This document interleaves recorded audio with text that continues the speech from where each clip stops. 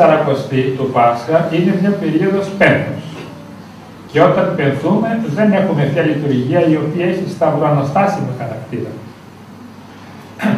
Από τα πανάρχια χρόνια οι Άγιοι Πατέρες σκέφτηκαν ότι δεν μπορούμε σε όλο το διάστημα της Μεγάλης Σαρακοστής να μην κοινωνούμε καθόλου και μόνο Σάββατο να έχουμε τον Αγίου Χρυσοστόμου και την Κυριακή του Αγίου Βασιλείου. Και αυτό βέβαια πριν από τον Άγιο Χρυσόστομο και τον Άγιο Βασιλείο δεν είχαμε και αυτές τις λειτουργίες. Είχαμε μόνο το Αγίο Γεγόνο και όλο το Θεό. Και έτσι λοιπόν ο Θεός φώτισε τον Άγιο Γρηγόριο, επίσκοπο Ρώμης, αυτός είναι περίπου του 590.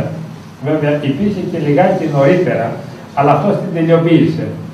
Όταν λέμε το Αγίου Γρηγορίου Πάπα Ρώμης του Διαλόγου, στη λέξη Πάπας να μην νομίσει κανείς ότι είμαστε μετά το σχίσμα. Αυτός είναι περίπου του 6ου αιώνα. Είναι από τους πιο μεγάλους Αγίους, ιεράρχες της δυτικής χριστιανοσύνης, της Ορθοδόξου δυτικής χριστιανοσύνης.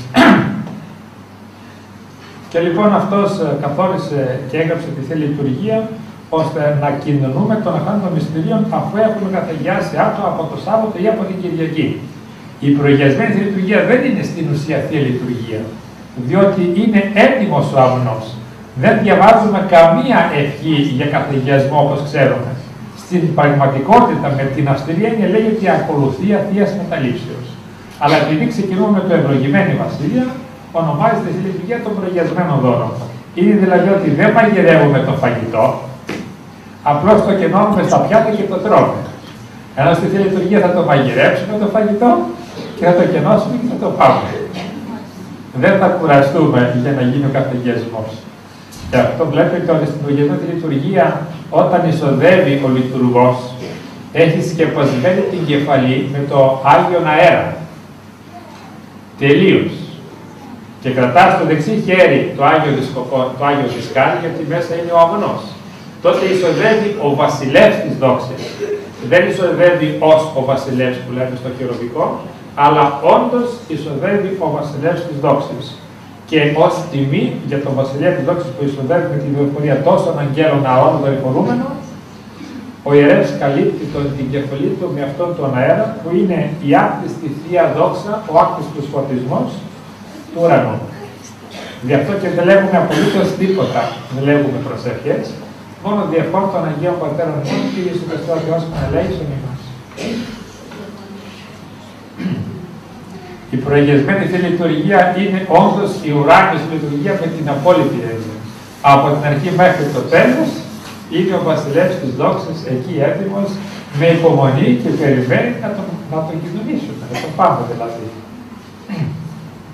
Κάποτε ένας λειτουργός δεν πίστευε ότι ο Χριστός είναι ο καθηγιασμένος άρθος, ότι είναι ο Χριστός με τη μορφή του καθηγιασμένου άρθου δηλαδή. Στην αρχή βέβαια περάσαν τα χρόνια και την πίστη, μετά όμως του πήγε ο λογισμός και αμφισβητούσε και δυσπιστούσε σε μεγάλο βαθμό. Αλλά εντρέπεται να το εξομολογηθεί.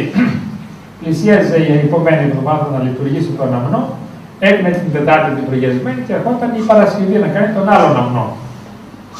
Όταν πήγε το βράδυ για να κάνει τη Θεία Λειτουργία, θα ξημέρωνε να κάνει την πρωινή προηγιασμένη, γιατί τα απόγευμα είχα χαιρετισμούς, βλέπει από το Άγιο Δισκάριο στο Αρτοφόριο, λείπει ο αμνός. Ο Χριστός είχε γίνει άφαντος. Η πρώτη απάντηση είναι μήπως κάποιος μπήκε και πήρε τον αμνό. Μα ποιος να τολμήσει τώρα να κάνει κάτι τέτοιο. Δεύτερον, ότι μόλις γίνει ο καθηγιασμός, μπορεί ο Χριστός ανά πάσα στιγμή να κάνει τον εαυτό του άφαντο.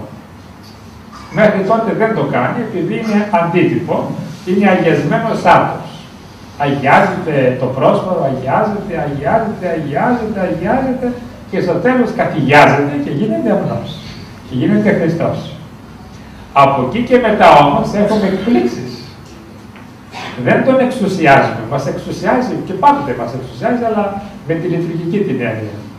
Πρέπει κανείς να προσέξει πάρα πολύ και κυρίως εμείς, διότι πάρα πολλές εκπλήξεις έχουν γίνει, κυρίως με τους λειτουργούς, τους διακόνους, τους ιερείς και τους αρχιερείς πολλές φορές. Σπανιότατα βέβαια. Και λοιπόν, όταν κανείς αμφισβητεί ότι είναι ή δεν είναι, μπορεί να έχει και τέτοιες εκπλήξεις. Και μετά παρακαλούσε πόσες ώρες προσευχή να γυρίσει πάλι ο Χριστός και πραγματικά τα απογευματάκι γύρισε ο Χριστός. Κύριε πάνω στο Άγιο Αυτοφόριο, πάρε τον Χριστό.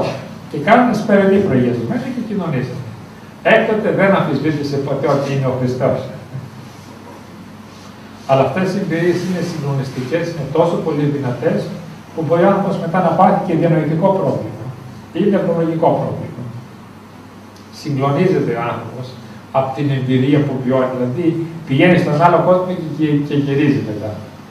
Δεν είναι διανοητική η τοποθέτηση, είναι καρδιακή θέση.